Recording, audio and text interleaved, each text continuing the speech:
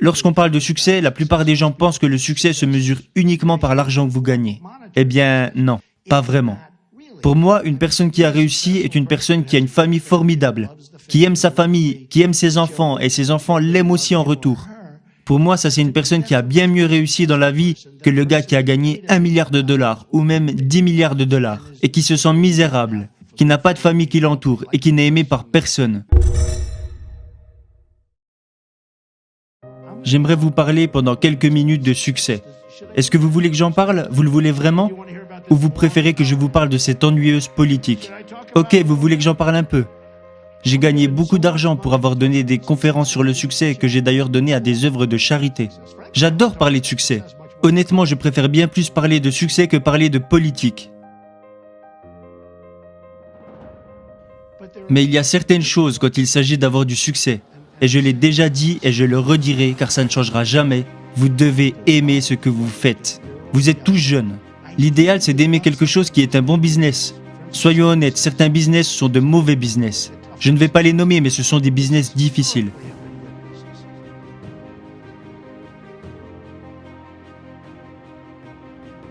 Vous devez absolument aimer ce que vous faites. L'idéal, c'est que ce que vous aimez faire est dans la catégorie des bons business, mais vous savez quoi? Si ce n'est pas le cas, la passion est plus importante que d'avoir un bon business. Certaines personnes veulent devenir professeurs. Certaines des personnes les plus heureuses et qui ont le plus de succès que je connais ne sont pas les personnes qui sont les plus riches. Ce ne sont pas ceux qui font le plus d'argent. Ce sont des enseignants, des scientifiques. Je connais certains scientifiques qui sont juste impatients de retourner au travail.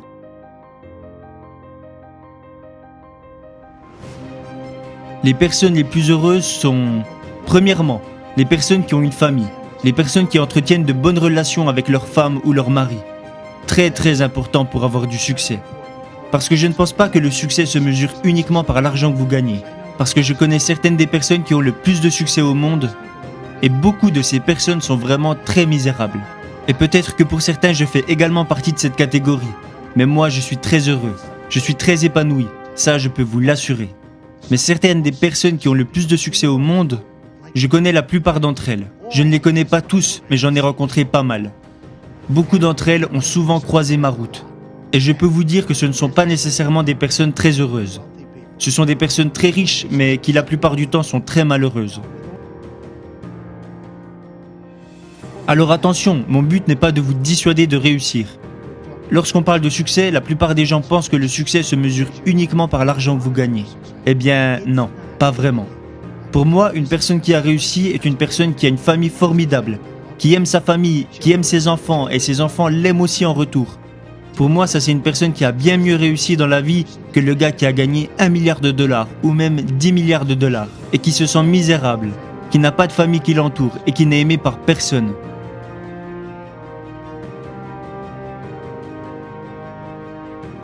J'en ai rencontré. Je pense avoir rencontré chaque type de personne qu'il existe sur Terre, que Dieu a créé, si vous voulez savoir la vérité.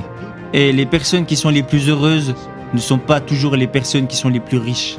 Mais en termes de succès financier, l'argent permet de vous rendre la vie plus facile. Vous n'avez plus à vous préoccuper de la nourriture, du loyer, des frais de scolarité. Quand vous êtes malade, vous allez voir les meilleurs docteurs qui ont plus de chances de résoudre vos problèmes. Soyons honnêtes, l'argent rend vraiment la vie plus facile. Et je connais pas mal de petites histoires sur des personnes qui ont du succès. Vous devez aimer ce que vous faites et vous ne devez absolument jamais abandonner. N'abandonnez jamais. Vous êtes peut-être si près d'y arriver.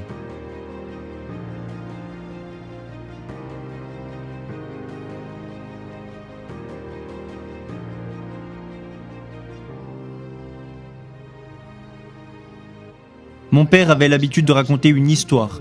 Lui, il trouvait qu'elle était marrante, mais moi, je la voyais plus comme une leçon. Mais lui, ça le faisait beaucoup rire. C'était à propos d'un homme qui aimait le business du cola. Il aimait, vous savez, les sodas. Il adorait ça.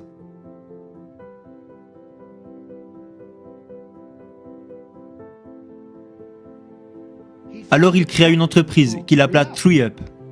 Et quand mon père racontait cette histoire, il rigolait. Et moi, je l'écoutais et je me disais « Non, ça ne me fait pas rire, cette histoire, c'est plutôt une leçon. » Alors il créa son entreprise 3Up. Il en était très fier, mais l'entreprise ne marchait pas très bien, alors il décida d'y mettre fin et de mettre la clé sous la porte. Mais il ne voulait pas abandonner. Alors il en créa une autre, qu'il appela 4UP, puis il créa 5UP, et il créa 6UP, et il échoua encore et encore. Et puis un jour, il décida d'abandonner. Et mon père disait, si seulement il avait essayé une fois de plus et qu'il avait tenté sa chance une dernière fois, il aurait créé 7UP, et il aurait connu un succès incroyable. Je rigole parce que je repense à mon père quand il racontait cette histoire. Et nous l'interprétions différemment. Pour moi, ce n'était pas une histoire drôle. Je voyais ça plutôt comme une leçon de ne jamais abandonner. N'abandonnez jamais.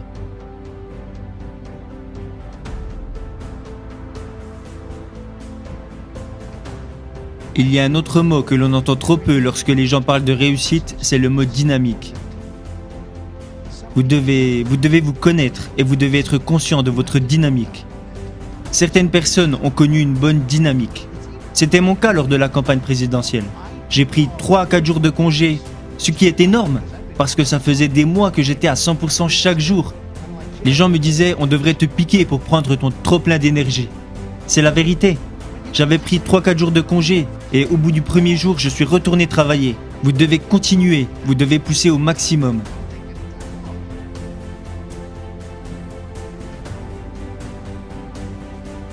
Les vacances, si vous voulez des vacances, alors c'est que vous n'êtes pas dans le bon business. Je prends très rarement des jours de repos parce que j'aime ce que je fais. Que ce soit dans mes business ou dans mes fonctions présidentielles.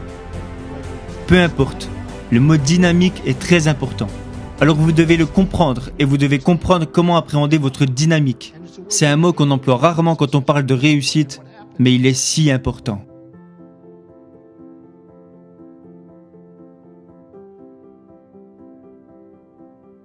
Il y a autre chose dont j'aimerais vous parler.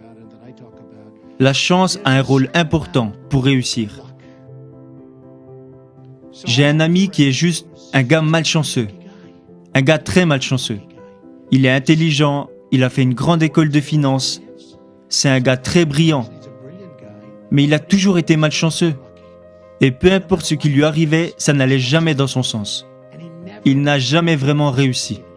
Et vous découvrirez quand vous aurez beaucoup de succès que les personnes que vous aimerez le plus seront souvent les personnes qui ont moins de succès que vous. Parce que lorsque vous êtes à table, vous pouvez leur raconter tous vos exploits et eux se taisent et écoutent. Est-ce que vous comprenez ce que je dis ? Si vous voulez être respecté, entourez-vous toujours de personnes qui ont moins de succès que vous. Vous comprenez ce concept ? Ce gars avait vraiment la poisse. Il était comme maudit. Il était toujours malchanceux. Peu importe ce qu'il faisait. Quand je l'appelais, il était toujours blessé. Il y avait toujours quelque chose de bizarre qui lui était arrivé. Alors, il était blessé. Je lui demandais, qu'est-ce qui t'est arrivé ? Je me suis cassé l'épaule. Mais comment tu as fait pour te casser l'épaule ? Tu fais du football américain ? Non, je suis juste tombé de mon lit en dormant. Ce gars pouvait se blesser à tout moment. Peu importe ce qu'il faisait, il était susceptible de se blesser à tout moment. Il était toujours malade. J'appelais sa femme, elle me disait « Oh, tu sais, il ne va pas très bien, il est malade, il a dû choper un truc dehors. » Alors il était à l'hôpital, il se remettait de sa blessure à Long Island. Il avait l'épaule cassée et écoutez bien. Il était en train de rouler sur la voie rapide de Long Island pour rentrer de l'hôpital lorsqu'un énorme camion heurta le panneau qui indique New York City 10 km et le panneau tomba sur sa voiture. Si ça c'est pas un signe, imaginez, il ne s'est pas fait percuter par un camion, il s'est fait percuter par un panneau de signalisation. Alors je l'ai appelé pour savoir si son épaule allait mieux et sa femme a répondu en me disant « Non, pas vraiment, un camion est rentré dans un panneau de signalisation alors qu'il était en train de rentrer de l'hôpital. Et le panneau est tombé sur la voiture et il s'est de nouveau cassé quelque chose. Alors il est retourné à l'hôpital. » Vous voyez, avec des cas comme ça, on se dit que la chance a son importance.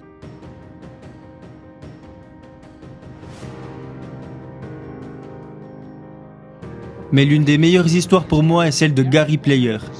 Gary Player était un golfeur, un grand golfeur. Un des plus grands golfeurs de tous les temps. Et il avait un désavantage, il était très petit. Il travaillait plus dur que tout le monde, il travaillait bien plus dur que tous les autres golfeurs. Mais il était petit. Il avait un bon jeu, il frappait loin, c'était un très grand golfeur. Tout le monde a déjà entendu parler de Gary Player, c'est un Sud-Africain. C'est un gars génial, il est encore très en forme. Je l'ai revu l'autre jour, il a plus de 80 ans et il est encore phénoménal. Il joue encore comme il y a 20 ans. Gary Player a travaillé très dur. Et il a été le premier à dire, et je ne crois pas que je l'avais déjà entendu auparavant, il disait « Plus je travaille dur et plus je suis chanceux ». Ça, c'était Gary Player. Il travaillait si dur. Il venait de gagner l'US Open. Je lui ai demandé « Tu fais quoi ce soir ?» Il m'a répondu « Je vais m'entraîner ». « Mais tu viens de gagner le tournoi ?»« Oui, mais je dois encore m'entraîner. »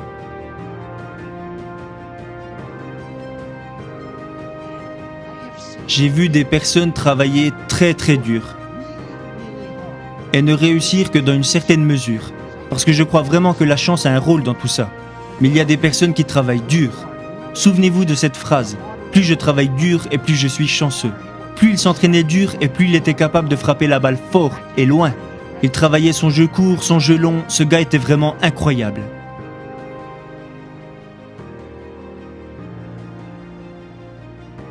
Il a gagné 18 majors au cours de sa carrière. Il a gagné plus de 175 tournois à travers le monde. Il me semble d'ailleurs que c'est un record. C'était un travailleur acharné. Je lui demandais « Comment fais-tu cela ? Comment fais-tu pour tout réussir ?»